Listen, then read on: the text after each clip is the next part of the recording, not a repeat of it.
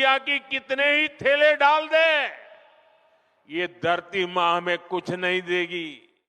मेरे देश के किसान भाई बहनों पर बोझ ना आए। अब आप सोचिए, हम लाते हैं 3000 में और देते हैं 300 में।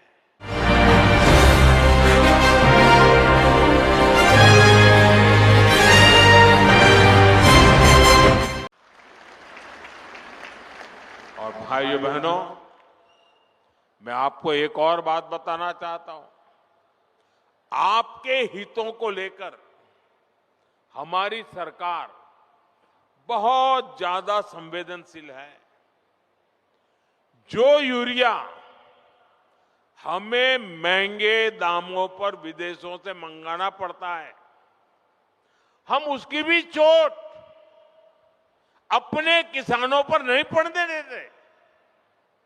बीजेपी सरकार सब्सिडी देकर वो भार सरकार खुद उठाती है।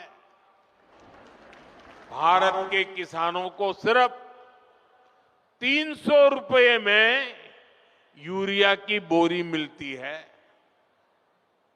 उस एक बोरी के बदले भारत सरकार को दूसरे देशों को, जहां से हम बोरी लाते हैं, करीब करीब 3000 रुपया देना पड़ता है। अब आप सोचिए, हम लाते हैं 3000 में और देते हैं 300 में। ये सारा बोझ देश के किसानों पर हम नहीं पड़ने देते। ये सारा बोझ सरकार खुद भरती है, ताकि मेरे देश के किसान भाई बहनों पर बोझ ना आए।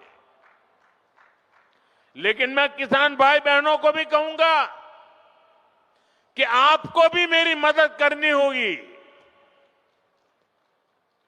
और वो मेरी मदद है इतना ही नहीं, मेरे किसान भाई बहन आपकी भी मदद है।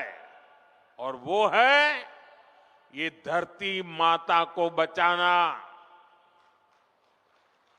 हम धरती माता को अगर नहीं बचाएंगे तो यूरिया की कितने ही थैले डाल दे, ये धरती मां हमें कुछ नहीं देगी। और इसलिए जैसे शरीर में बीमारी हो जाए तो दवाई भी हिसाब से लेनी पड़ती है। 2 गोली की जरूरत है, 4 गोली खा लें तो शरीर को फायदा नहीं, नुकसान हो जाता है। वैसा ही ये धरती मां को भी अगर हम जरूरत से ज्यादा,